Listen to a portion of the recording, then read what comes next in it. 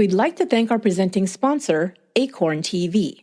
With Acorn TV, you can stream world-class television from Britain and beyond. Try Acorn TV free for 30 days by going to acorn.tv and using my promo code ONCE. This podcast details true crime cases. It contains adult themes and may contain descriptions of violence. It is not intended for children. Listener discretion is advised.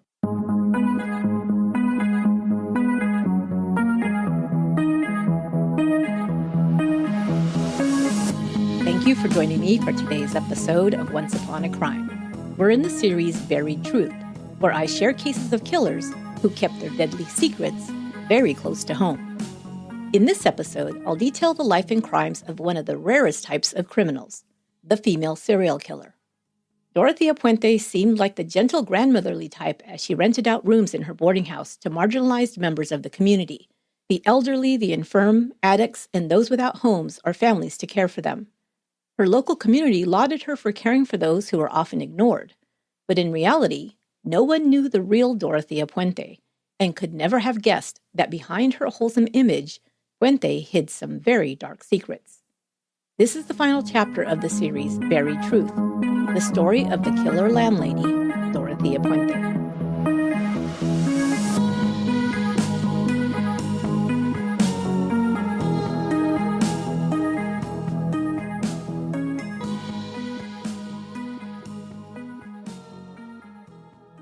It was an overcast day on November 11, 1988, when officers arrived at 1426 F Street.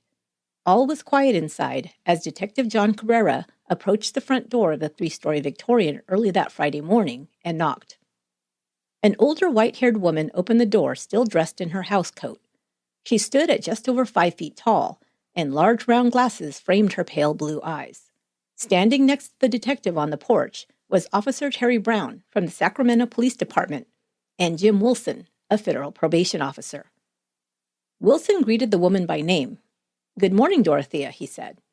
Wilson had been Dorothea Puente's parole officer for several years.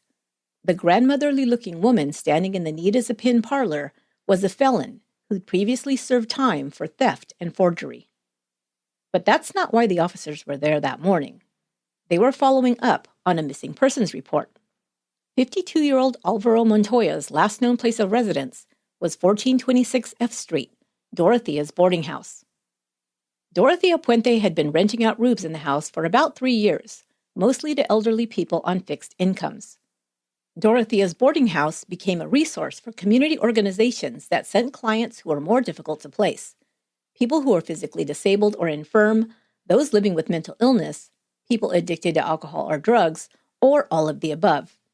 Dorothea served as a landlady, house manager, housekeeper, and cook for up to 8 tenants at a time. The man in question, Alvaro Montoya, who everyone called Bert, had been placed in the F Street residence since February. Montoya's social worker, Judy Moyes, had been in frequent contact with him, but had stopped hearing from the 52-year-old man weeks earlier. Judy was concerned about her client, who was not only living with schizophrenia, but also had an intellectual disability. The concerned social worker filed the missing persons report with the Sacramento police after getting the runaround from Mrs. Puente. Judy reported that the landlady had first told her that Bert had gone to Mexico, and then later, when he still could not be reached, that a family member had taken him to Utah. But Judy told officers that Bert did not have the intellectual capability to travel on his own, and that he had no family, at least none that Judy could ever locate. Montoya had said that he'd lost contact with his family years ago. After the report was filed, an officer stopped by Puente's home to make initial inquiries.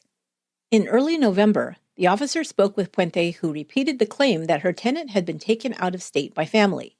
The officer spoke with some of the other tenants who backed up the landlady's story. But on his way out, one of the residents, John Sharp, slipped him a note. "She's making me lie to you," the note read. The officer had Sharp meet him around the block a few minutes later. Sharp told him that Dorothea had approached him a couple of days earlier. "The police were going to come ask about Bert," she said. "I think I'm going to jail," he said, the landlady remarked. She then said that when the police came, she wanted him to lie for her. "I needed to tell them that I was gone on Thursday and Friday, and that you saw Bert on Saturday. Sharp said he agreed because, quote, you don't tell her no or ask any questions if you don't want to have trouble. The truth was, Sharp told the officer, that he hadn't seen Bert Montoya in at least 2 months. He also claimed that other residents also abruptly disappeared over the past year. Ben Fink was another tenant who had an alcohol problem. He had the room right next door to Sharp's. About 4 months earlier, Ben had gone on a bender, and he was drunk for at least 4 days, Sharp said. Dorothea remarked that he'd stolen liquor from her room at that time. On the last night Sharp said he saw Ben, Dorothea had said, I'm going to take Ben upstairs to make him feel better.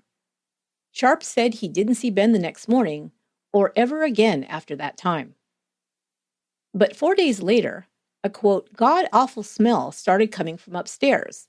It smelled like death, Sharp said. He said he was familiar with the smell of a decomposing body because he'd once worked for a Kansas City mortuary service. Dorothea had explained it as the sewer backing up. She told him it had gotten onto her carpet and she had shampooed it at least 8 times. Sharp said he heard the carpet shampooer running frequently during this time. He also reported that there'd been quite a bit of work done in the backyard of the home since then. Puente had hired 2 men, residents of a nearby halfway house, to dig a 4-foot trench and a couple of large holes in the yard. Sharp didn't see who filled them in. He said the same men had returned to pour the concrete slabs. Since the time Ben Fink disappeared, Sharp had been asking his social worker to find him another place to live. There's something wrong in that house. I need to get out of there, Sharp said.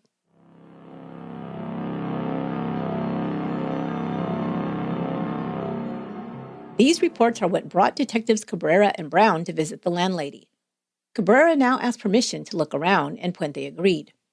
The home was neat and tidy, and the officers passed a couple of elderly men watching television or napping in chairs, all who appeared to be well taken care of. All the tenants' rooms were located downstairs, and the landlady's quarters located upstairs. The officers were also given permission to enter her bedroom. They noticed that while the tenants' room downstairs were tidy, they were more cheaply furnished. The landlady's quarters contained matching furniture of much higher quality. She had bottles of expensive perfume and cosmetics from high-end department stores lined up neatly on a vanity. Her closet was filled with brightly colored dresses and high-heeled shoes that Detective Cabrera found hard to picture on the matronly woman who stood before him. He also noted a prescription bottle on a bathroom counter. The information on the label identified it as a prescription sedative. The name of the person it had been prescribed to was affixed to the bottle. It read, Dorothy Miller. Cabrera asked who that was, and Puente told him she was a relative who'd also resided with her for a short time. The detective now asked about Alvaro Bert Montoya. When had she seen him last, he asked. She said he'd been at the home last Saturday or Sunday. Someone had come to pick him up in a larger, dark-colored vehicle, and he'd been gone ever since. Cabrera observed that Puente answered his questions calmly and without any sign of stress or nervousness. This was interesting, he thought, because he knew very well that she was lying to him. John Sharp and Judy Moyes had reported that Montoya had been missing for weeks, if not months. The officers also noted that the house, especially the front parlor, reeked of lemon air freshener, with another scent underlying it, although much fainter. They then stepped into the home's back garden. It was small, only about 300 square feet, with a narrow side yard and an even smaller front yard that measured just a few feet from the building to the front gate. Cabrera noted that there appeared to be several small rose bushes and what could only be a newly planted apricot tree in the backyard. In front of a small shed was a concrete pad that also appeared new. It was very thin, only about 2 inches in depth, and the detective was sure if he stomped on it, it would crack easily. He wondered what purpose could such a thin layer of concrete serve. Also near the shed, closer to the fence, was an area where the soil appeared to have recently been disturbed. Remembering what John Sharp reported about holes and trenches recently being dug in the yard, Cabrera became curious. He asked Mrs. Puente, who had sweetly told the detective to call me Dorothea, if she wouldn't mind very much if they dug a little in that area. On a hunch, the officers had brought along 2 shovels. She immediately agreed, even offering to retrieve a 3rd shovel so each of the 3 men could dig. Beginning in the area near the fence, they dug into the soil, which was loose and came up easily. Within just a few minutes, Jim Wilson, the federal parole officer, uncovered something. The men stopped digging and leaned over the hole to take a closer look. They saw what appeared to be some type of cloth or fabric, and also a type of leather object. But there was something obstructing the object, and thinking it was a tree root, Cabrera climbed down into the hole to pull the root away from the object. He tugged on it, but it didn't give easily. Putting more of his strength into it, Cabrera pulled harder, and it loosened and came up. Cabrera looked at what he was now holding in his clenched fist. "I could see the joint. It was a bone," he later told a reporter with the Sacramento Bee.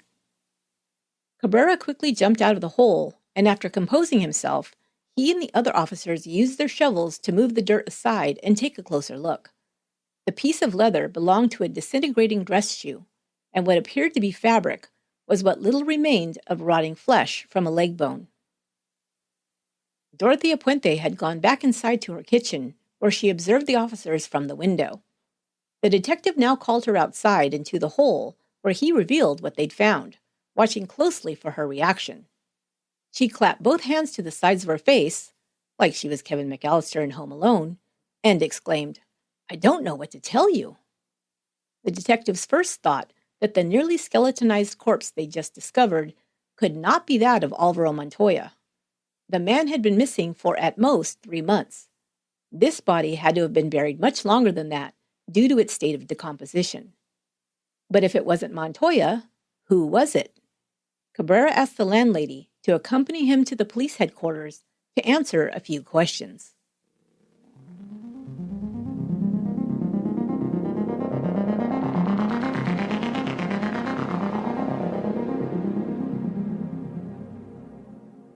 Once at the station, Cabrera sat across from the white-haired lady in a tiny interrogation room. Before leaving her house, she had asked to change her clothes and was now wearing a navy blue polka-dotted dress adorned with tulip sleeves, giving her a bit of flair. She held a brown leather purse in her lap and fiddled with her handkerchief, at times folding it repeatedly or twisting it while answering the detective's questions. Other than that, Dorothea Puente seemed completely calm and unrattled upon learning that a body had been buried in her back garden. In a calm but firm voice, the detective began inquiring about how long she lived at 1426 F Street. She readily admitted that she moved in around 1978, but had been arrested and incarcerated from May of 1982 to September 9th of 1985. Upon her release, she'd returned to the residence and had lived there ever since. By now, Cabrera was aware of Puente's criminal record and had begun taking apart the statements she'd made earlier regarding Mr. Montoya. He leaned forward, looking the landlady in the eye, and in a calm but firm voice, said her story just didn't make sense. What am I to think? What am I to think after hearing this a year and following along, watching, waiting, and then all of a sudden, lo and behold, I dig up a body in your backyard? I don't know anything. I didn't even see the body. It may be, and you may be. That may be true. That's why I'm asking you. I'm appealing to you. Dorothea, Sir, I don't know anything. I'm going to ask you right now again. Are there any other bodies No. in your backyard? Not that I didn't even know that one was there. If I had, I would have said, no, don't search the yard, But I had nothing to hide. I don't want to go back to prison. Well, I realize that. I'm an old lady. I realize that too. I'm trying to get off parole. I'm trying to get my life together. But Dorothea, that all the indications, everything doesn't make any sense is what I'm trying to tell you. I'm appealing to you. Sir, appealing to you, I Dorothea. That's what I'm saying is nothing makes sense. Nothing. Everything you said was inconsistent with what somebody else said. When you sat in there, it was like sticking your foot in your own mouth. I couldn't believe you were telling me that. Because I thought, wait a minute. Something is wrong here. And then when I talked to Mr. McCauley, he couldn't even substantiate what you were saying. More than one person said Montoya had been missing for several months, yet she insisted that he was at the residence until Sunday, less than a week ago. She continued to insist that this was the truth. Then Cabrera asked about another tenant, a man named Benjamin Fink. John Sharp had reported that he also had gone missing around the same time as Mr. Montoya. Dorothea claimed that she'd evicted Ben Fink for drinking and causing problems in the home. No one had seen Mr. Fink either, Cabrera stressed, and he was well known in the area. Fink had a problem with alcohol and was a frequent fixture at local bars when he wasn't sitting in jail for public intoxication or some other charge. Yet no one had seen hide nor hair of either of these two men, and the last place they were both seen was at her home. And now, he said pointedly, they'd found a body in her backyard. What was her answer to that? Sir, I have not killed anyone, Puente calmly stated. Dorothea, I know if we dig, we're going to find more. I know that. I know that. Well, I didn't put him there. I couldn't drag a body any place. I believe that. But I believe there's somebody else involved here. Somebody else. Because here's people that are still getting checks and they haven't even been seen. Hiding their hair, Dorothea. You have to look at it from my view, dear. I look at it and I think nothing makes sense. This is absolutely Sir, goofy. I have not killed anybody. Maybe you didn't kill anybody.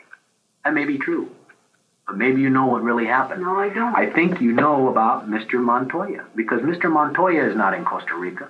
Mr. Montoya is not in Utah. Rica. Where is he? He's in that backyard, I believe, Dorothea. He is in that backyard or he's been disposed of some other manner. Not by me. Then by Mr. McCauley. I don't Dorothea, I'm asking you. I don't know. Asking you, I don't know. I don't think I want to John know what could you do know. it. I want to know what you know. You know, you are the leader of the house. You have the background. Okay? You've been there before. You know what I'm talking about. I have never killed anybody in my life. Then who did kill somebody? Mr. McCauley? I don't know. Tell me now. I don't know. Sir. Tell me now, I don't Dorothy. know. Cabrera continued questioning her for another half hour, but she remained calm and claimed to know nothing. When it was clear that he would not get more information out of her, Dorothea Puente was given a ride home. They did not yet have enough evidence about who they'd found buried in her yard, nor how or when they had died, to hold her in custody. But before she was let go, she was informed that a team would be sent back out to 1426 F Street first thing in the morning to excavate the rest of her yard. A uniformed officer was assigned to park in front of Dorothea's house overnight to keep watch.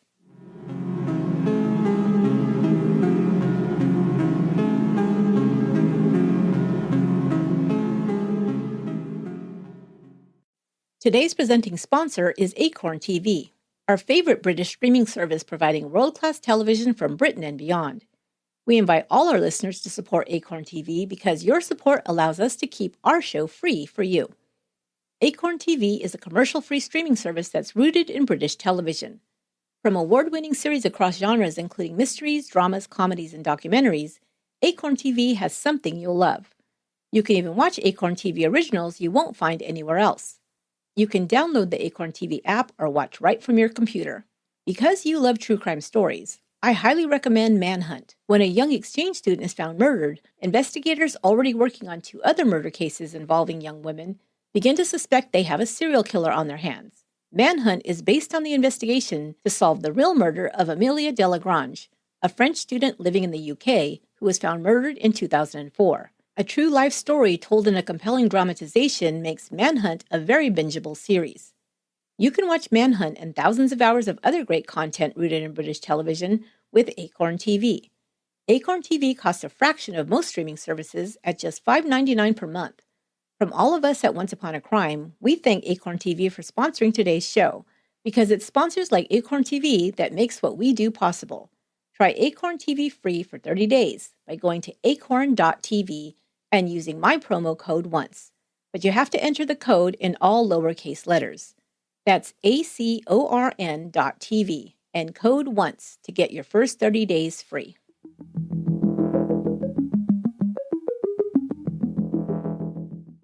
Guys, I'm so excited about our new sponsor, Small Town Murders.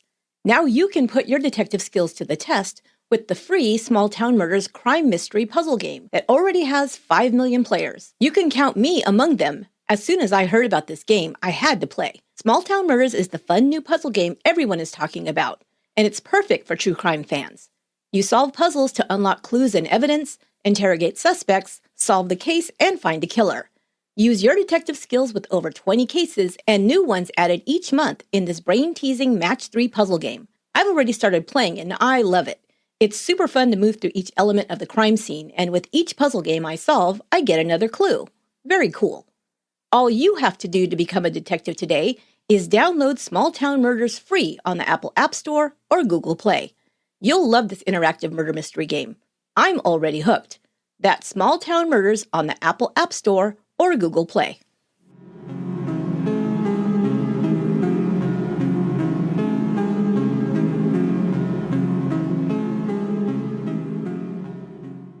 What Detective John Cabrera had already discovered about Dorothea Puente had been true all her life. She was a woman of contradictions. On the one hand, she appeared to be a gentle grandmotherly woman who took in and cared for people who society ignored. The poor who were challenged with a variety of difficult issues, including mental illness, alcoholism, and physical and mental disabilities. She was often generous, purchasing clothing and other items her tenants needed, and making sure they were well fed with meals she cooked herself. She was a devoted Catholic, attending Mass daily, and was insistent on keeping a clean and sober home, strictly forbidding boarders from bringing alcohol or drugs into her house. On the other hand, she had a long criminal history of forgery, theft, and even prostitution in her younger days. And according to others, she was a regular at neighborhood bars and could drink men twice her size under the table. She favored vodka and juice drinks like screwdrivers and greyhounds, and kept a well-stocked bar for herself in her upstairs quarters under lock and key. So who was Dorothea Puente really? The gentle lady and upstanding citizen, or the hard-drinking ex-felon? To find out, we need to start at the beginning of her life story.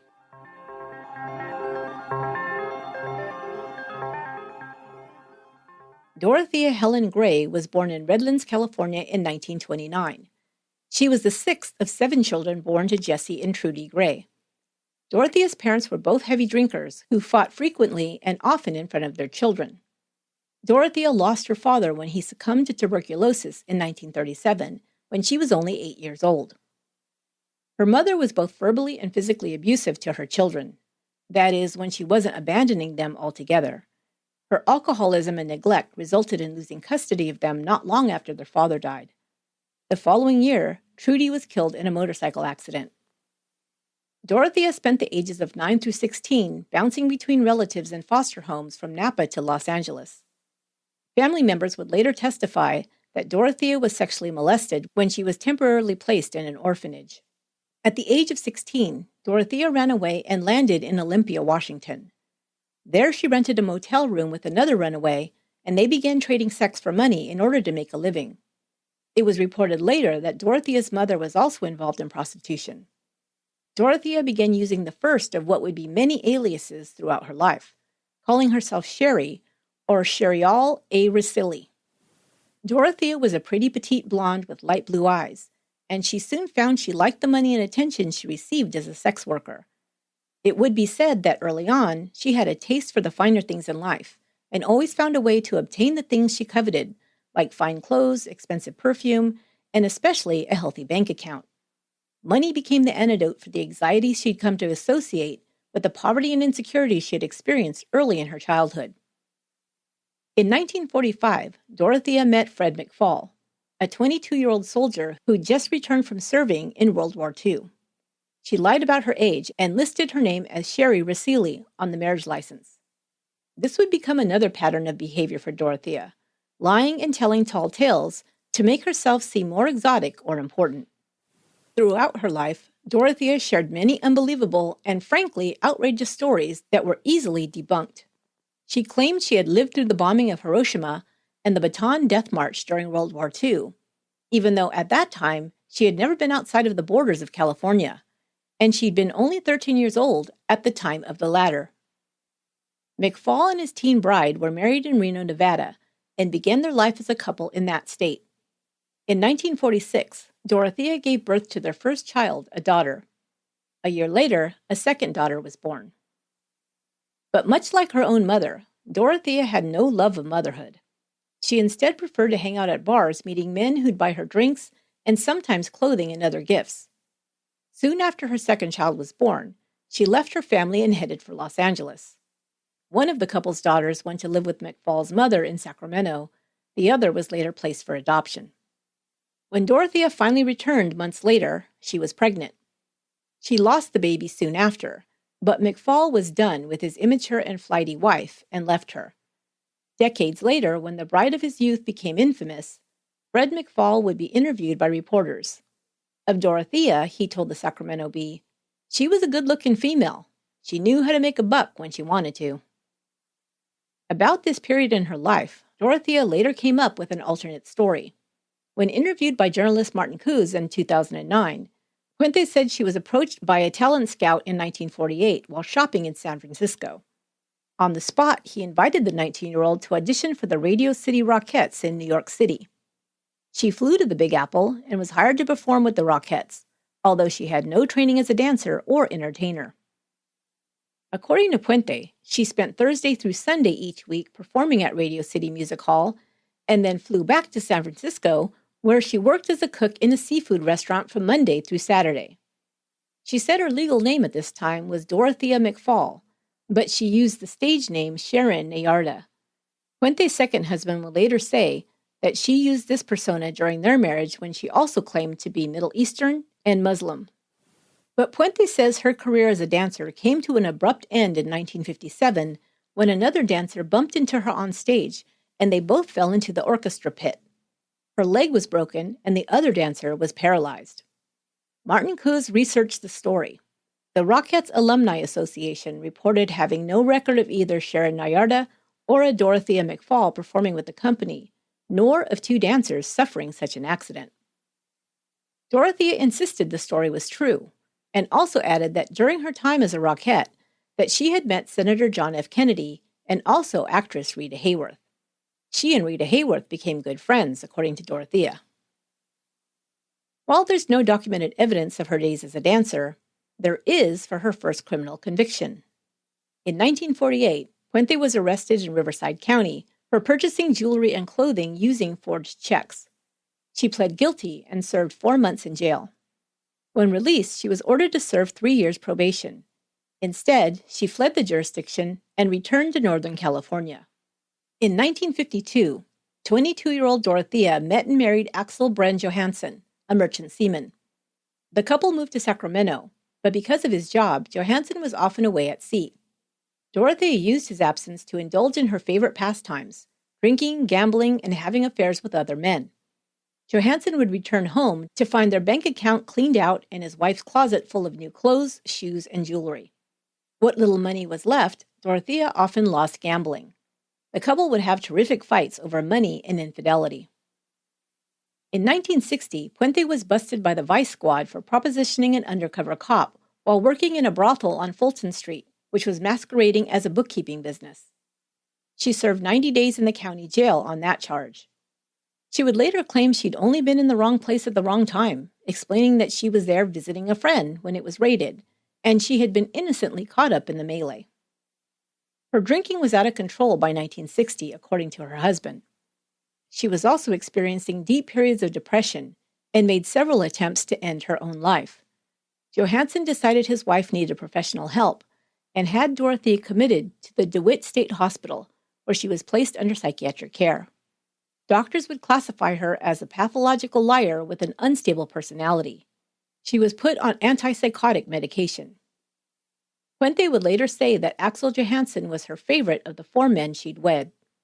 Their marriage lasted the longest, spanning 14 years before they were divorced in 1966, and she would always remember him fondly.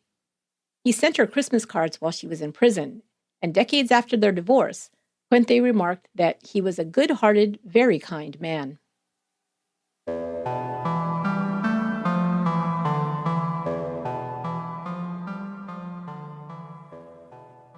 Dorothea Puente's third and fourth marriages were much shorter affairs. In 1968, at the age of 38, she married 21-year-old Roberto Jose Puente, a Mexican national. He had reportedly married the much older woman, in large part, to obtain American citizenship, though others said they had a torrid affair for a short time before tying the knot. In any case, the relationship ended after less than 2 years, and Puente filed for divorce, citing domestic violence as the reason. In 1969, she attempted to serve him divorce papers, but he had returned to Mexico. It appears that she and Puente were not legally divorced when she met and married her fourth and final husband. In the mid-1970s, she married Pedro Angel Montalvo. They would split up just a few months later. Montalvo would later comment about his time with Dorothea. She wanted new pantyhose every day. She thought she was rich. By this time, Puente had perhaps found a calling, but it was also a way to earn a consistent living. She began a new venture in 1975, leasing a home and then renting out rooms at a profit. The first of these was located at 21st and F Street in Midtown Sacramento, not far from the state capitol and the Hall of Justice. Prior to this venture, Puente ran an unauthorized alcohol rehab facility she called the Samaritans. But this business folded after she'd accrued thousands of dollars in debt. It's interesting to consider that she may have been motivated, at least initially, to help those who struggled with alcohol dependence because of the negative effects her own mother's drinking had on her early life. Or did she hope it would be a way to address her own problem with alcohol? Whatever the reason, Puente would spend the rest of her life outside of prison walls, providing room and board to people who struggled with addictions to alcohol and other substances. Could the pain of her own past have caused her to later turn on these vulnerable people in her care? Or was her motivation simply greed, as many believe? I'll detail the next chapter in Dorothea Puente's life and how it took a very dark turn right after this word from our sponsors.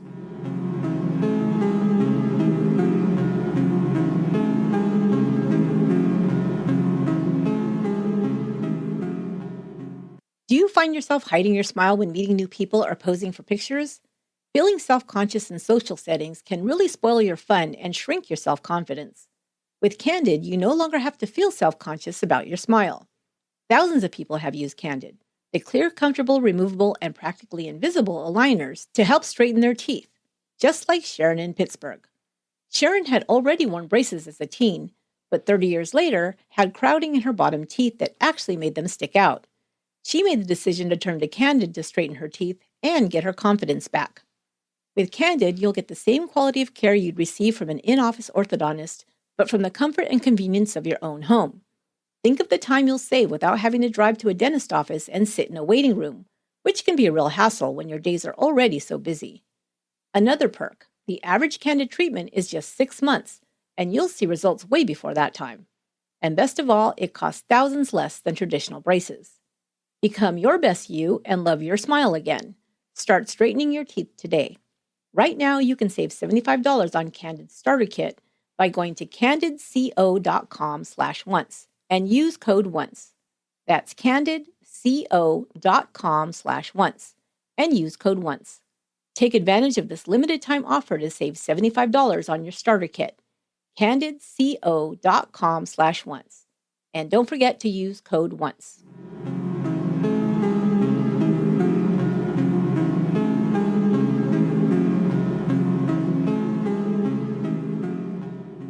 Dorothea Puente opened her first boarding house, which could accommodate up to 24 boarders, in the mid-1970s, and it quickly became profitable. Tenants paid $350 a month for a private room plus 2 meals per day, cooked by Puente, who, by the way, was a very good cook. She was especially praised for her homemade tamales. Just a quick side note here to clear up one point that has been incorrectly reported about Dorothea Puente over the years. She was not Latina, or Hispanic to use another term, and was not born in Mexico. As was her habit, Dorothea made many false assertions about her identity and claimed to be born in Mexico, but her birth records clearly state Redlands, California as her birthplace. Nor were her parents or grandparents Hispanic. Dorothea most often went by the last name Puente, the name of her third husband. Other times, she used the surname Montalvo, her fourth husband's name. Some have assumed she was Hispanic because of this. The Latino community in Sacramento would come to highly regard her, and she embraced this by leaning into the lie that she was Mexican. She even accepted awards and accolades from the Hispanic Chamber of Commerce and other Latino organizations, whom she gave charitable donations to after becoming a successful business owner. Living and working among Spanish speakers, Dorothea also spoke decent Spanish, which helped perpetuate this myth. Puente's boarding house was profitable right away, and she enjoyed being a respected and valued member of the community. She established herself as a resource as well as a donor for social issues like homelessness, drug and alcohol dependence, and mental illness. She also became politically active, donating to campaigns. Dorothea was photographed at events for both California Governor Jerry Brown and later Governor George Deukmejian. But ever one to embellish in order to appear more important, Puente also claimed to have had dinner with actor Clint Eastwood, who was a well-known supporter of several California political campaigns. He also served as mayor of the small coastal town of Carmel, California, in the mid-1980s. Additionally, Puente claimed to have been a close friend of Jane Wyman, the first wife of California Governor Ronald Reagan, who later served as the 40th President of the United States. While I'm at it, I might as well tell you about the other fabrications Puente would include in her life story. She claimed that she had competed in the LPGA, or the Ladies Professional Golf Association Tour, in the 1950s. Another story she liked to tell was about being a contestant on the television game show which ran from 1954 to 1956 called Feather Your Nest. Dorothea claimed she had won the $10,000 grand prize. Out of curiosity, I looked this up, and there are a couple of problems with the story. First of all, cash prizes weren't awarded on Feather Your Nest. The only prizes were home furnishings. Second, contestants on the show were always married couples who appeared together. In the mid-1950s, Dorothea was still married to Axel Johansson, but she didn't mention appearing on the show with her husband. Also, in a weird coincidence, the name of the announcer on Feather Your Nest was Randy Kraft. The only well-known person by that name I'm aware of is, you guessed it, another serial killer. But I digress. By the late 1970s, Dorothea Puente had transformed herself from an abandoned and abused child who resorted to sex work and petty theft to survive to a successful entrepreneur who was well regarded and respected in her community. She had finally become the important person she always aspired to be. All may have ended well if Dorothea had been satisfied with these achievements, but it still was not enough for her.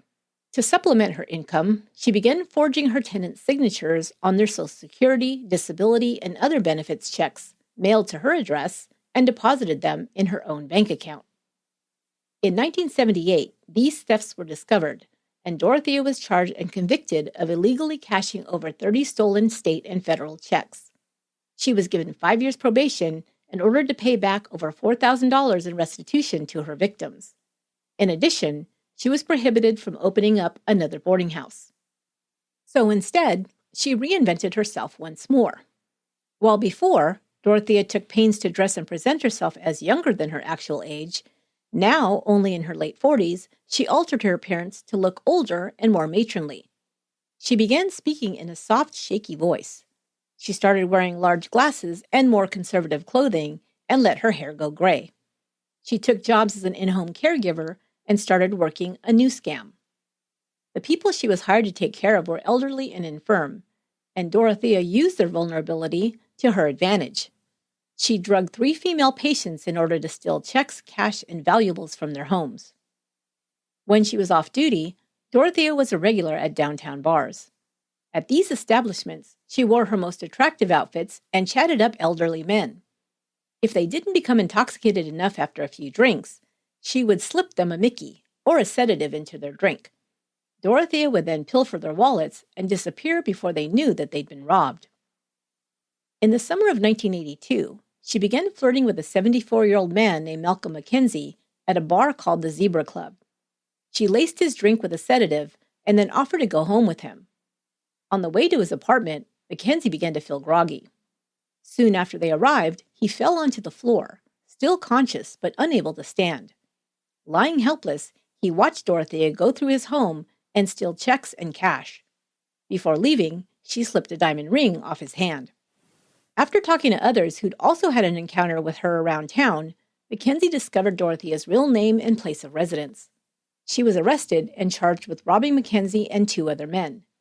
Puente was convicted and sentenced to 5 years in the California Institution for Women in Corona, California, also known as Frontera Prison. When one man learned of Puente's arrest and conviction, he contacted the Sacramento PD to urge them to investigate Dorothea Puente for additional crimes, and not just theft, but murder.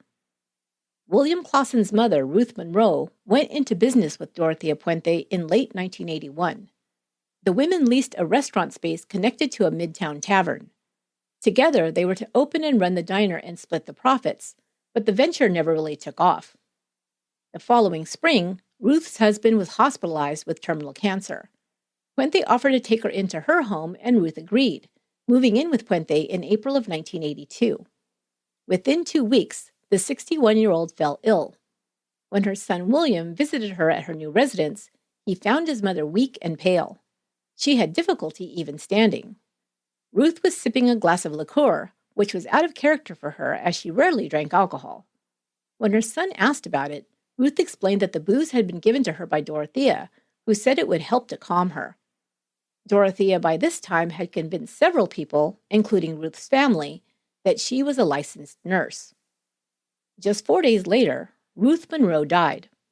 Her death had been the result of an overdose of codeine and acetaminophen, according to the coroner. Since Monroe died in Dorothea's home, Dorothea was questioned by police.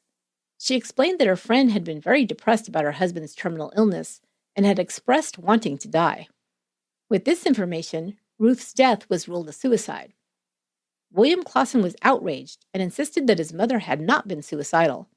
Ruth's family suspected Dorothea of having poisoned her. Their suspicions rose after discovering that thousands of dollars belonging to Ruth had been drained from the joint business account she had opened with Puente. After Dorothea was convicted of drugging and robbing people, Monroe's family, convinced that Ruth had also been a victim of hers, insisted that police reinvestigate her death. They did, but investigators believed that Ruth Monroe's death had been correctly ruled a suicide. William Clausen would later say, "If Dorothea Puente had been held accountable for murdering my mother, then maybe there wouldn't have been any other victims. And tragically, there would soon be many, many more victims."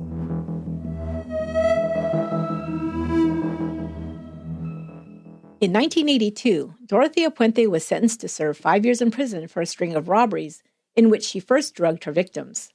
While she was serving her time, she received a letter from Everson Gilmuth, a 77-year-old retiree from Oregon, and they began corresponding regularly. In September 1985, Puente was released from prison after serving 3 years. Waiting for her as she emerged from behind the prison gates was her prison pen pal and now her new love interest, Everson Gilmuth. Puente had had almost 2 years shaved off her sentence, but more time was tacked onto the parole she'd been ordered to serve for the federal conviction from 1978. Had she stayed out of trouble, it would have ended in 1983. Now it was extended until 1990. Before being sent to prison, Dorothea was renting a room in an 8-room Victorian located at 1426 F Street. After her release, she returned to the residence. The owner and his family lived downstairs, and Dorothea rented the second floor from him for $300. In June of 1986, the owner moved out, purchasing another home for himself, his wife, and his 4 children in a more family-oriented part of town. Dorothea asked him if she could take over the entire house. She offered to pay $600, and he agreed. Everson Gilmuth moved in with her. One other woman, a family member of the owner, was still living downstairs, but moved out by early the following year. By February of 1987, Dorothea had taken possession of the whole residence.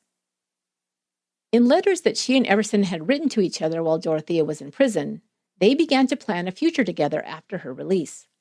They talked about getting married, and in anticipation of this, Everson opened up a joint bank account with his bride-to-be after moving into the F Street house. 3 months later, he disappeared.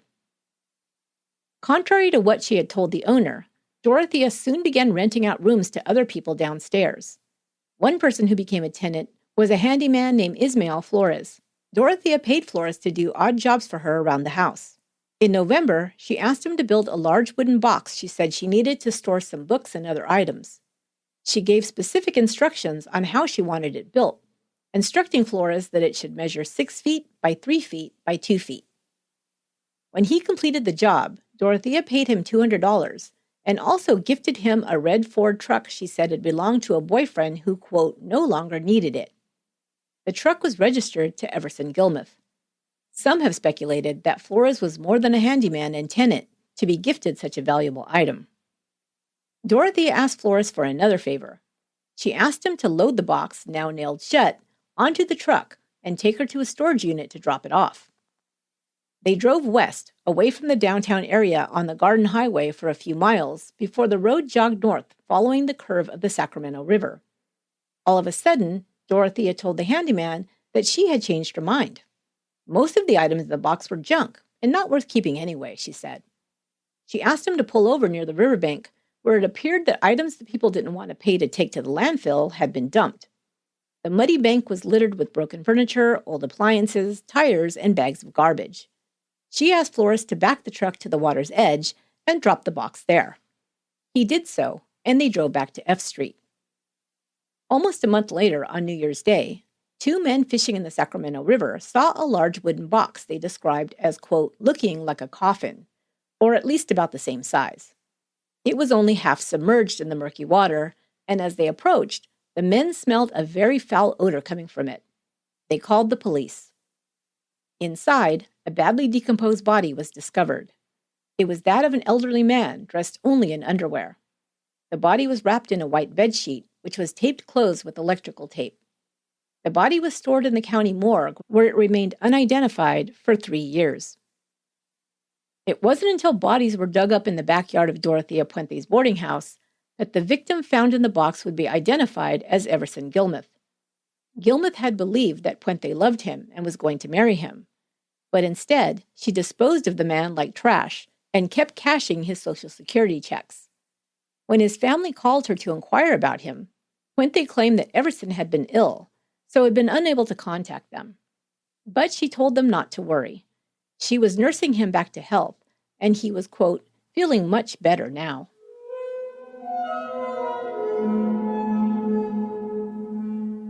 If I had to guess, I would say that Dorothea Puente learned some things after being caught stealing from her tenants and being sent to prison.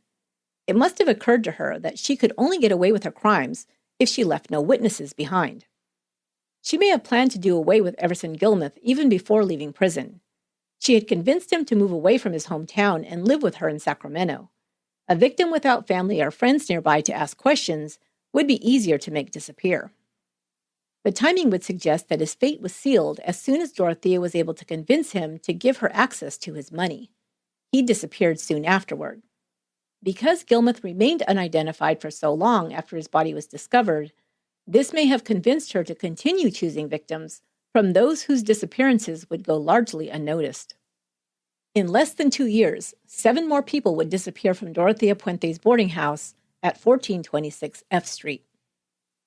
In August of 1986, 77-year-old Betty Palmer, who not long before had begun renting a downstairs room, went missing after allegedly leaving for a doctor's appointment. Several weeks later, Dorothea began using an identification card listing Betty's name, but Dorothea's photo. Dorothea used this doctored ID card to collect Betty Palmer's benefit checks. In February of 1987, 78-year-old Leona Carpenter was referred to the F Street boarding house after being discharged from the hospital. Leona had no family who could care for her, and Dorothea had become known as a kind-hearted landlady who was willing to take in individuals who were hard to place. She also had no problem renting to those who were on a very fixed income, retirees, people with disabilities, or those who were surviving on government assistance. Social workers from state and city programs began referring their clients to Dorothea's boarding house and sharing her as a resource with other agencies. Leona Carpenter was only living at Dorothea's for about 2 weeks before she also went missing. Leona would be the first victim unearthed in Puente's backyard. In July of that same year, 62-year-old James Gallup told his physician that he'd found a place to live after his upcoming surgery. Gallup had suffered a heart attack and was being treated for a benign brain tumor. After his release from the hospital, Gallup said he would be moving into a boarding house on F Street.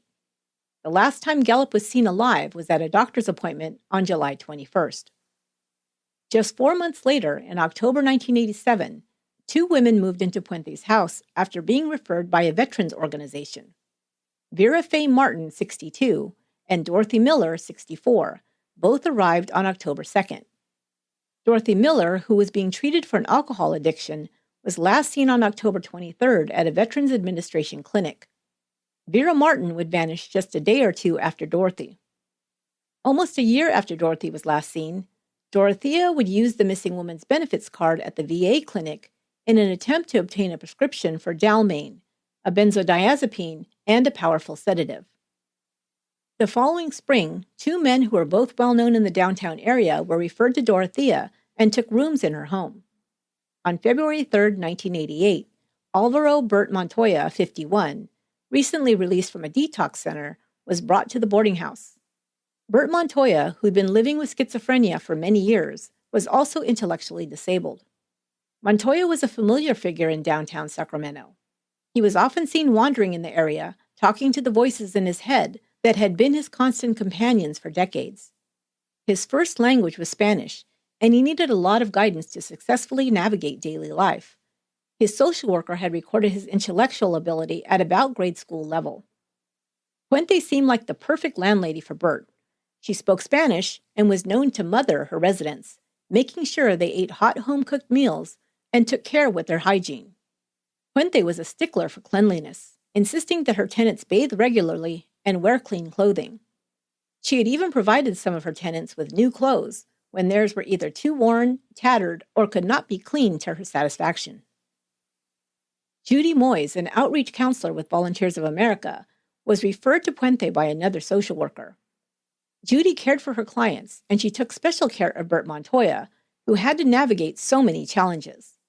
She personally visited Dorothea's home before placing Montoya there. She was impressed with the petite grandmotherly woman who kept her home spotless and seemed to have a good rapport with her tenants. Bert seemed to settle in well at Dorothea's home at the beginning. He had even begun calling his landlady Mama. He lived there for several months, apparently without problems. But later, Bert told counselors at the detox center where he'd been previously placed that he didn't want to live at the F Street house anymore.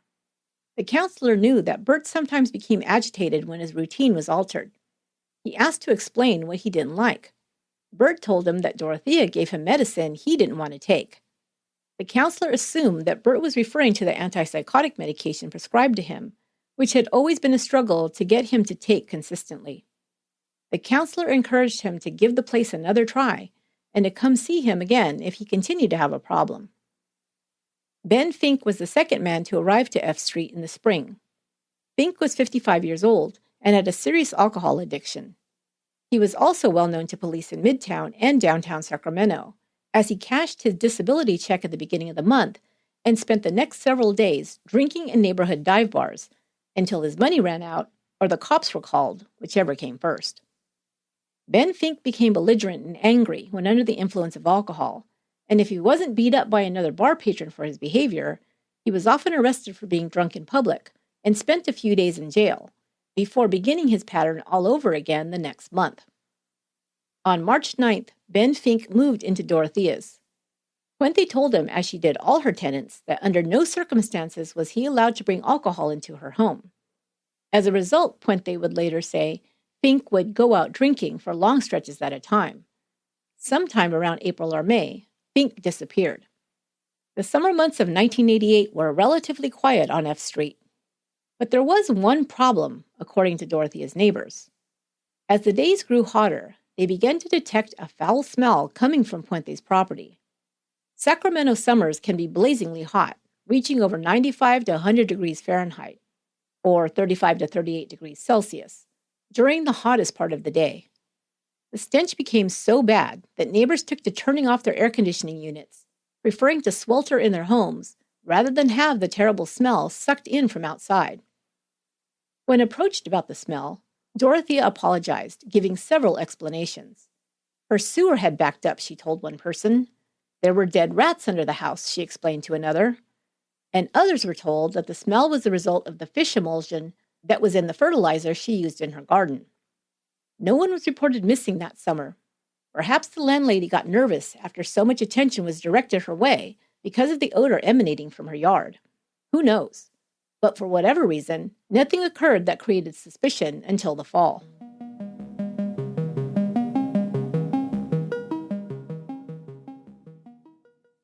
Judy Moyes had been in frequent contact with Bert Montoya after he moved into Puente's home. Before that time, she could often find him walking in the downtown area. Even then, she made sure to find him and check in with Bert to ensure that he was safe, or to find out if he needed anything. But around September, Judy lost contact with Bert. He hadn't contacted her in a while, and she became concerned when she realized she'd not seen him for more than a few weeks. She left several messages for Dorothea Puente, but her calls were not returned. Finally, Judy left a message informing the landlady that if she didn't hear from her soon, she was going to pay a visit to F Street to look for Bert. Dorothea returned the call. According to Judy, the landlady was evasive at first, not answering her questions directly. When Judy kept pressing her for information about Bert, Puente told her that he had left on a trip to Mexico. Judy was skeptical. Gone on a trip with who? To where exactly?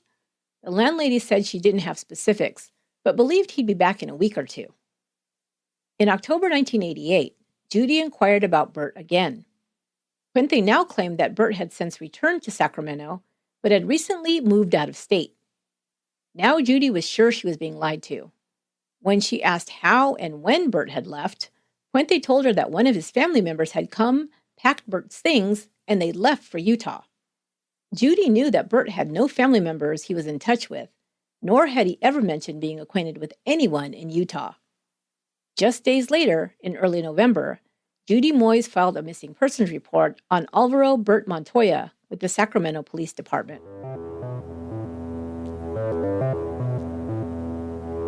The morning after officers discovered human remains buried in Dorothea Puente's backyard on F Street, they returned with a team to unearth the body and to preserve any evidence to help determine who it was or how they had died.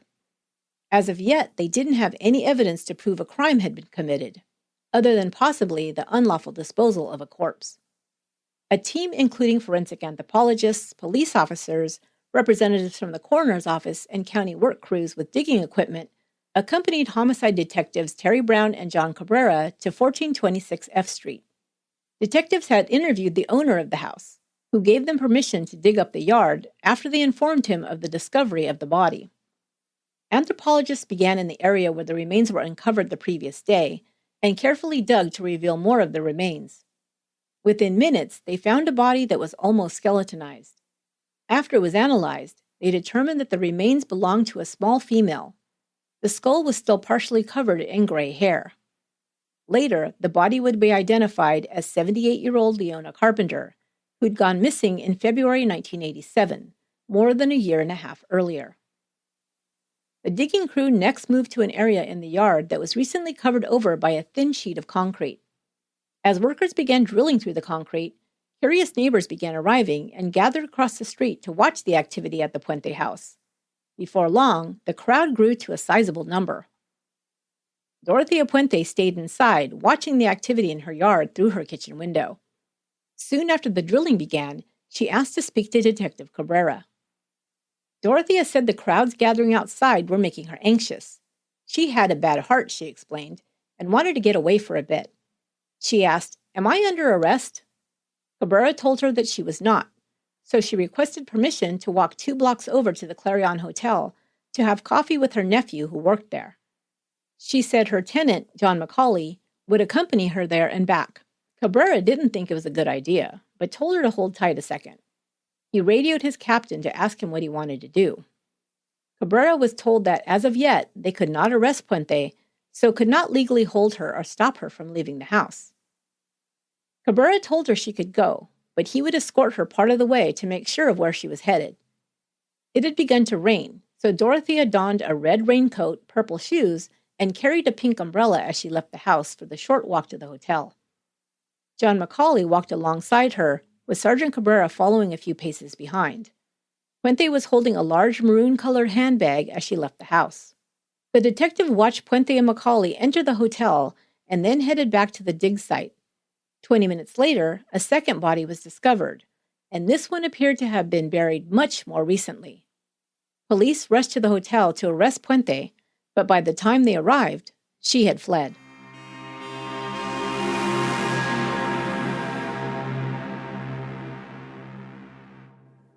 Dorothea Puente and her tenant, John McCauley, had walked into the Clarion Hotel lobby and out a side door, where they caught a cab to Tiny's Lounge, a bar located in West Sacramento.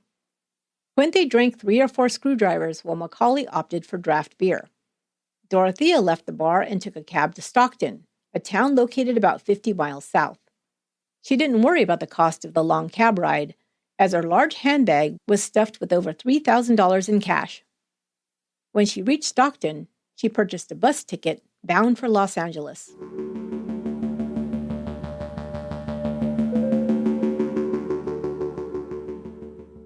Back at 1426 F Street, bodies continued to be dug out of the ground.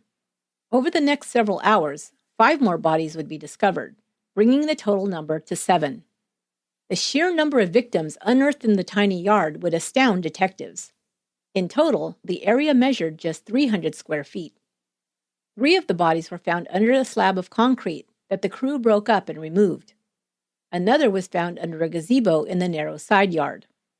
All the victims would be identified as Dorothea Puente's former tenants: Leona Carpenter, Dorothy Miller, Vera Martin, Ben Fink, James Gallup, Betty Palmer, and Bert Montoya. All the bodies were found wrapped similarly in bed sheets that matched sets found inside Puente's house. The bodies were then wrapped again in plastic and duct tape.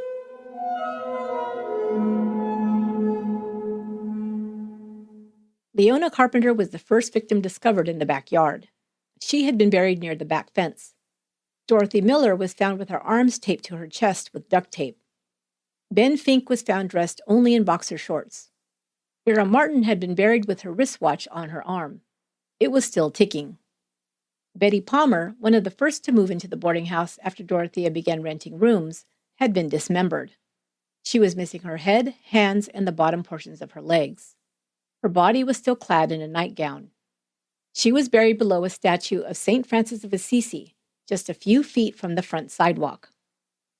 Alvaro Bert Montoya, whose disappearance had been the catalyst for revealing a serial killer, was found buried under an apricot tree that his landlady had recently planted in the side yard.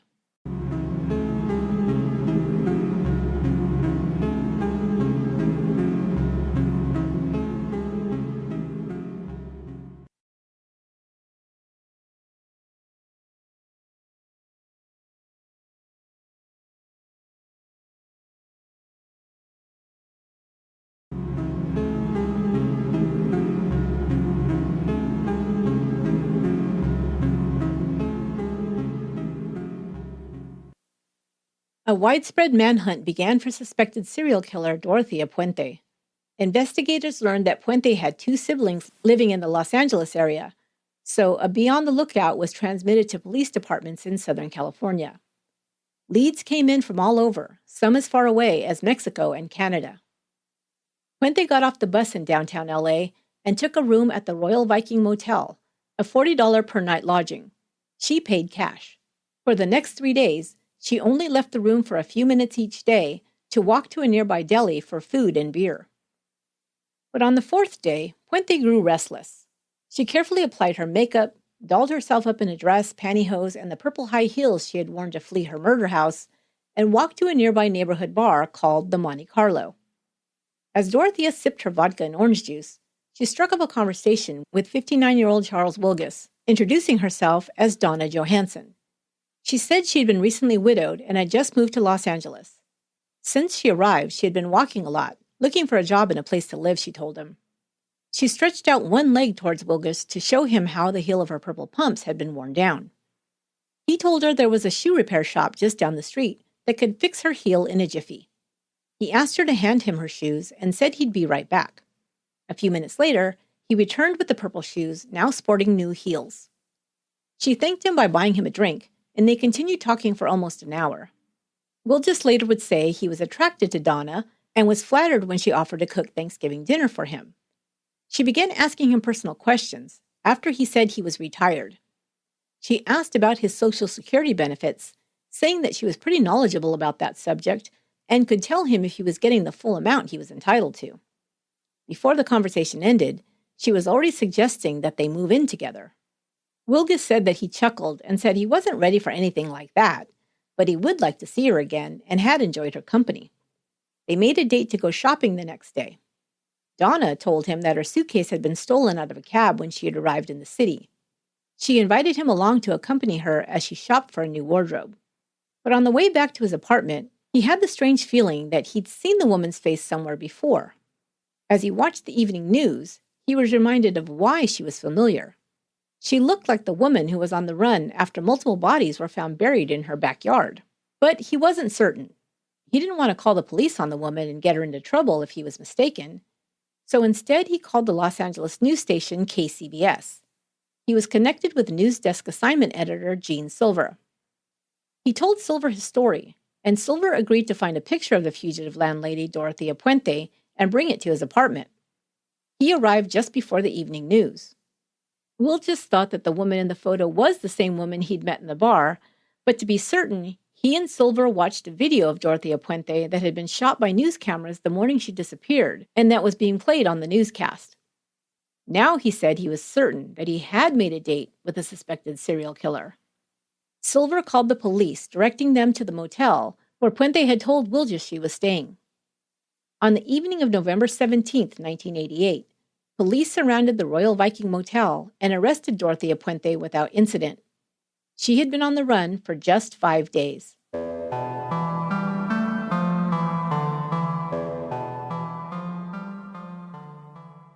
Dorothea was taken into the Los Angeles Central Jail, where she was later met by officers from the Sacramento Police Department to be escorted back to Northern California.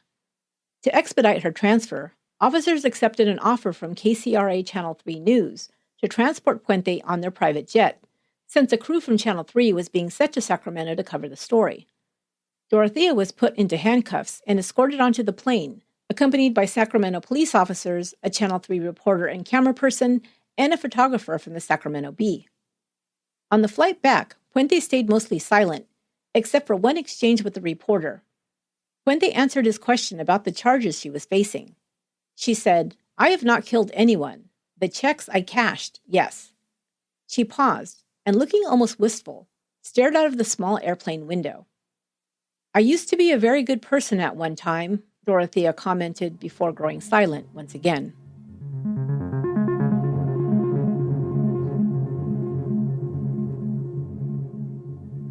Dorothea Puente was initially charged with 1 count of murder in the death of Alvaro Bert Montoya. Investigators were working to determine the identities of the multiple victims buried in her backyard, and also opened investigations into other missing people connected to the Sacramento landlady, including the 1982 death of Puente's business partner and tenant, Ruth Monroe. Ruth's family never believed that her death had been as a result of a suicide, as investigators concluded. Now they hoped Dorothea Puente would be held responsible for drugging and murdering her, as they had long suspected. Investigators were also alerted to the 1985 disappearance of Everson Gilmuth, who'd met Puente after corresponding with her and then disappeared after moving to Sacramento and into her home. On December 28, 1988, Gilmuth, whose body had remained unidentified after being dumped in the Sacramento River almost 2 years earlier, was confirmed through dental x-rays. His cause of death could not be determined due to the passage of time and the state of decomposition when the body was found. In January 1989, the Department of Justice Crime Lab would use advanced equipment to analyze each of the 7 bodies found buried on F Street. Traces of the sedative Dalmane would be found in all 7. Pharmacy records were found that showed Puente had filled dozens of prescriptions for the drug during the time her tenants went missing. On March 31, 1989, Dorothea pled not guilty to 9 counts of murder. Pretrial hearings didn't begin until a year later, due to the number of victims and the complexities involved in conducting multiple investigations into Puente's alleged crimes. The prosecution presented evidence to the judge that Puente had forged over 60 benefits checks belonging to the victims after their deaths. On June 19, 1990, the judge ruled that Dorothea would stand trial on 9 counts of murder. Although due to the state of decomposition of the bodies, an exact cause of death could not be determined, the judge stated that there was, quote, ample circumstantial evidence that all 9 deaths were caused by criminal means. Media outlets from all over the world converged on the city of Sacramento to report on an almost unheard-of crime story, a female serial killer. The fact that the alleged murderer was also an elderly woman who buried her victims in her own garden made the story even more of a curiosity for the public. Through it all, Dorothea Puente remained silent, refusing interview requests by the dozens. Because of the intense media coverage, a change of venue was granted. The trial would be held 3 hours south in Monterey County. Even so, it took 3 months to impanel an impartial jury. The trial was finally scheduled to begin in early 1993, over 4 years after Puente's arrest. Just weeks before it was to commence, she rejected a plea deal from the prosecutor that would spare her from the death penalty. In order to be guaranteed life in prison instead of a death sentence, Puente would be required to plead guilty to all 9 murders. She refused, still insisting that she was innocent of killing anyone. The murder trial finally began on February 9, 1993. The prosecution's case painted Dorothea Puente as a greedy, manipulative, cold-blooded killer. She had opened her doors to the most vulnerable for the sole purpose of committing murder for financial gain. The defendant, Prosecutor John O'Mara told the jury, quote, wanted people who had no relatives, no friends, no family. He called them shadow people who, when they're gone, won't have others coming around and asking questions. The state intended to seek the death penalty. Evidence presented at trial included information about Puente's lavish spending with the money stolen from her victims. At the time of her arrest, her closet was filled with silk dresses, and she had recently paid for a facelift. Puente was collecting over $5,000 per month in benefits in the names of her victims. In total, the profit she reaped from their deaths exceeded $87,000, or over $400,000 in today's dollars. The prosecution theorized that the victims had been given fatal overdoses of a powerful sedative. Evidence of the prescription drug Dalmane was found in each of the bodies unearthed from her backyard. She had attempted to get the drug by using one of the victims' veterans' ID cards, but had been unsuccessful. But a prescription for that drug, which had earlier been prescribed to Dorothy Miller, was found in Puente's room. Puente also received prescriptions for Dalmane from her psychiatrist and 2 other doctors. Former tenants at 1426 F Street took the stand and told the jury that Puente was always giving them medication they did not ask for. Carol Durning, who lived in the boarding house for several months in early 1987, testified that she'd overheard Puente tell one of the victims, James Gallup, that he would have to leave her home unless he gave her control of his money. She also claimed that Gallup told her the landlady was giving him drugs that made him sleep all the time. Donald Anthony, a resident at a local halfway house, testified that after Alvaro Montoya's social worker began hounding Puente about his absence, the landlady paid him to place a call to Judy Moyes and pose as Montoya's brother-in-law. He was to tell the social worker that Montoya had gone to live with family out of state. But Anthony messed up the message and left his own name instead of the alleged brother-in-law's on the answering machine. This further prompted Moyes to report Montoya missing. Another former tenant who had lived in the boarding house for almost 2 years told the jury that he first met Puente while drinking in a local bar, and she offered him some work. Puente paid him to dig a hole in order to plant an apricot tree, he said. She instructed him to dig the hole over 4 feet deep, which he thought was much too deep for a tree. It was only after the bodies were discovered buried in her backyard that he realized that she had tricked him into digging one of the graves. He also testified that Puente had repeatedly urged him to put his signature on a form, but authorized her to sign his Social Security checks. He kept dodging these requests and never did sign the papers. He now wondered if he'd still be alive if he'd given in to her demands.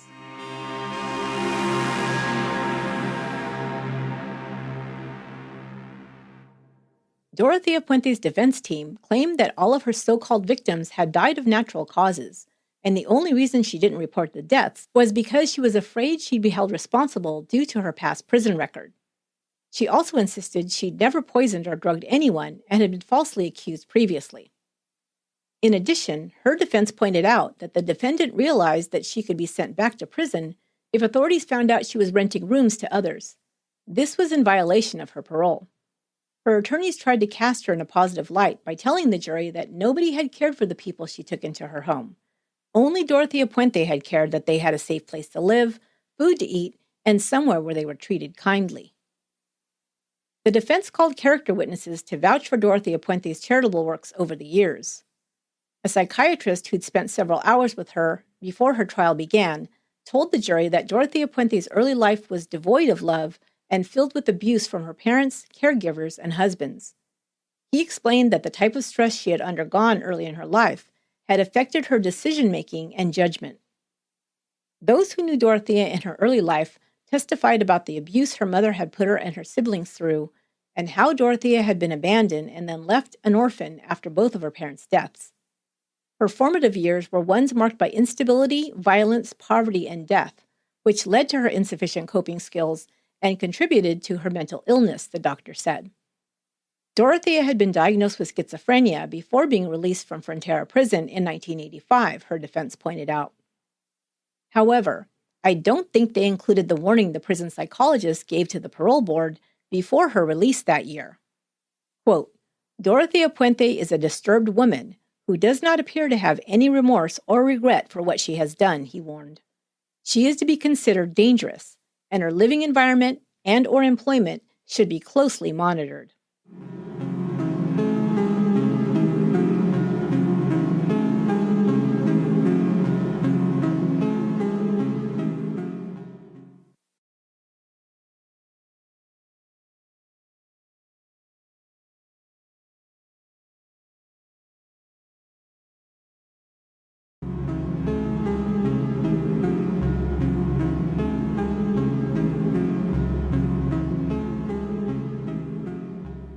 Before the 5-month trial wrapped up, the jury was transported to Sacramento to visit the crime scene. They walked through the house and stood in the yard that Dorothea Puente was being accused of turning into a graveyard, and even visited the neighborhood dive bars where prosecutors said Puente hunted for victims. After 5 months of testimony, 153 witnesses, and 3,500 pages of evidence, the trial finally came to a close, and the jury began its deliberation on July 15, 1993. On August 2nd, they sent word that they were deadlocked, with 11 jurors voting to convict and 1 holdout for acquittal. After providing additional instruction, the judge urged them to continue to try and reach a unanimous verdict. They finally returned a verdict on August 26th. Consensus was reached on only 3 of the 9 charges. Dorothea Puente was found guilty of the second-degree murder of Leona Carpenter, murder in the first degree for Dorothy Miller, and murder in the first degree for Ben Fink. They also applied a finding of special circumstances for multiple murder. A mistrial was declared on the 6 other counts of murder, including that of Alvaro Bert Montoya, whose disappearance set the events in motion which unmasked a serial killer. Dorothea Puente showed no emotion during the reading of the verdict. On December 11th, the judge sentenced her to life in prison without the possibility of parole. The jury had also deadlocked on sentencing her to death. She was remanded to the Central California Women's Prison in Chowchilla, California, to begin her life sentence. Dorothea Puente continued to maintain her innocence and prepared her appeal, certain that she would eventually be cleared of all charges and set free.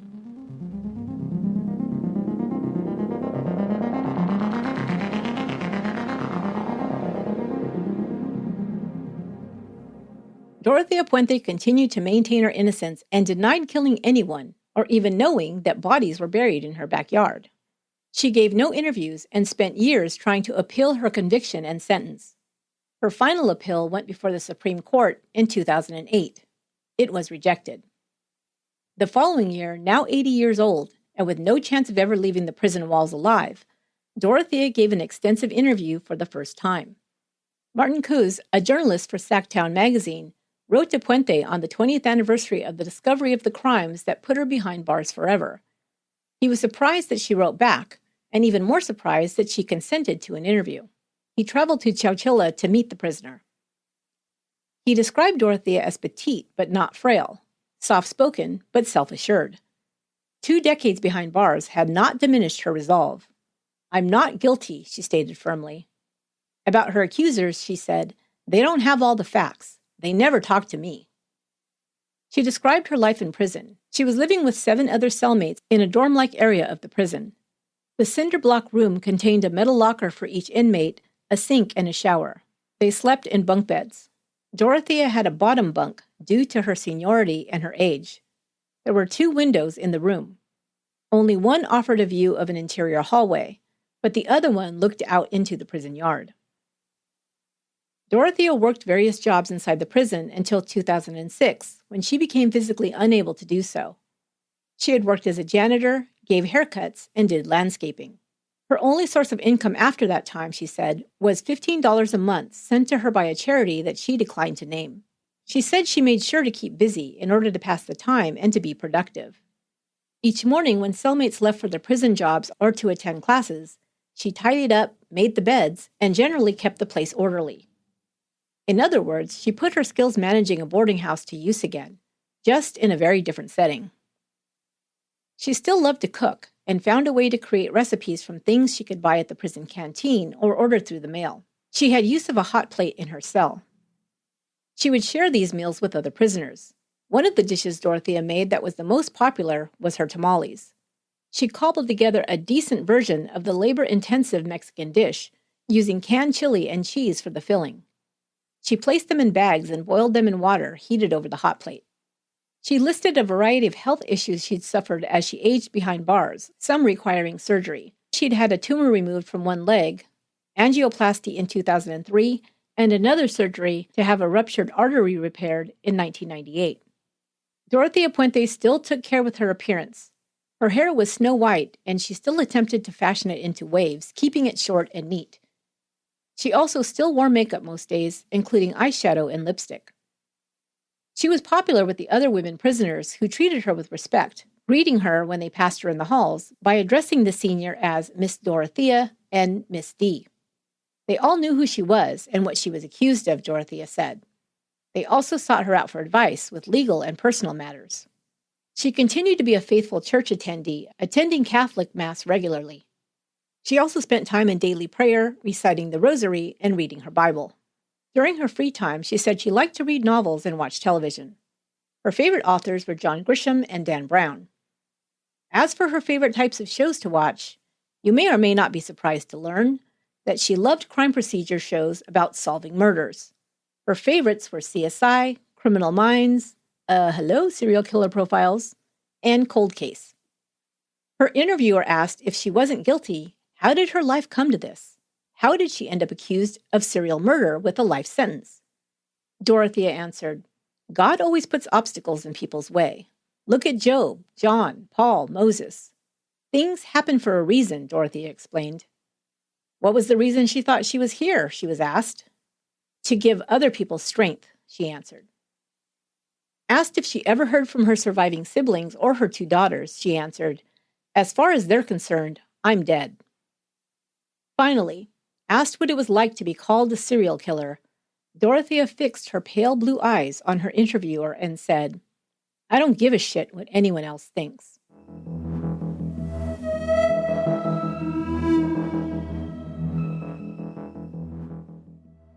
Dorothea Puente died in prison in 2011 of natural causes. She was 82. The house at 1426 F Street has changed hands several times over the years, selling for as little as $155,000 in 2002 to as much as $560,000 in 2005. It has been renovated a couple of times, but still looks almost the same as when Dorothea Puente was living in it. In 2010, the house was sold for $215,000 at a public auction to a married couple, Barbara Holmes and Tom Williams. Neighbors in the area had long lamented the fact that their street had become a macabre tourist destination with people coming from all over to see and take pictures of a house where a serial killer lived and buried her victims in the tiny yard. But the new owners embraced their home's history and notoriety. They renovated the home, repainting its gingerbread trim blue and white, keeping its original color, but picking a shade of blue a little lighter and brighter. Some of the interior walls were removed for a more open and modern feel to the residents. After that, they decided to have a little fun with the whole true crime history of the house. Their shower curtain is printed with a crime scene tape pattern. They added a metal plaque to the front of the house that the curious couldn't help but notice. It reads, "Trespassers will be drugged and buried in the backyard." But Tom and Barbara went one step further and purchased a mannequin that they dressed in a red coat, gray wig, and positioned it holding a shovel in the yard. Dorothea Puente was famously photographed leaving her home on the day she fled, wearing a red coat, purple shoes, and carrying a pink umbrella. She was also wearing the red coat when she was arrested and returned to Sacramento. In 2013, they opened up their home for tours for one day only. Tickets cost $25 to $30 apiece to walk through the house and backyard where the infamous serial killer had lived. The owners said it was their hope that after visitors came through the house, they would no longer see it as a crime scene. although they knew it would always draw people curious about its history. In 2015, the house on F Street was the subject of a new documentary titled The House is Innocent. Directed by Nicholas Coles, it premiered at the Tribeca Film Festival that year and won the grand prize for Best Short Documentary at the Rhode Island International Film Festival. The film focuses on owners Tom Williams and Barbara Holmes and gives the audience an inside look at what it's like to live in a notorious house. It shows how Tom and Barbara have used humor to, quote, cleanse the home of its macabre past. The documentary's premiere in Sacramento in September of 2015 coincided with the house being opened up for tours for a second time. Proceeds from the home tour were donated to the Francis House Center, an organization that provides programs, services, and housing solutions for individuals and families to support ending homelessness. Barbara Holmes, commenting about the home's notorious former resident, said it was gratifying that, quote, now her house is being used for good, not for evil.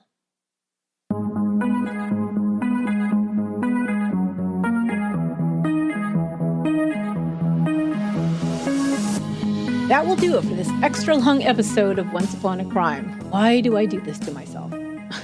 But it was such an interesting case, and there was so much more to it than I originally anticipated. In fact, I still have a couple of funny/weird stories to share connected to this case, as well as some details that I had to leave on the cutting room floor. I'll share those details on an episode available only to Patreon members. Some of the questions I'll answer: was the F Street house haunted? We'll find out what later residents had to say about spooky goings-on in the home. Also, what was the deal with the mannequin? Is it still there greeting people in front of the house? And what weird things happened to it over the years? Also, who owned the property when Dorothea lived there and used it as a murder house? What did he think once he found out what had gone on in his house? You'll get answers to these questions and other details by becoming a Patreon member for as little as $2 per month. Go to patreon.com/onceuponacrime to find out more and join. Would you like to get true crime trivia sent to you each week by text? You can receive text from Once Upon a Crime by texting OUAC to 408-676-1770. That's the letters OUAC to 408-676-1770 to receive text from Once Upon a Crime. Text messaging provided by Text Sanity. Once Upon a Crime is written, produced, and edited by me, Esther Ludlow. Our administrative research and production assistant is Lorena Garcia. Our copy editor is Crystal Dernan, and original music and final sound mix is by Aaron Goldberg. Until next time, be good to one another. Once again, we'd like to thank our presenting sponsor, Acorn TV. With Acorn TV, you can stream world-class television from Britain and beyond. Try Acorn TV free for 30 days by going to acorn.tv and using my promo code ONCE. Acorn TV, where mystery is mesmerizing and drama addictive. New and exclusive series streaming commercial-free.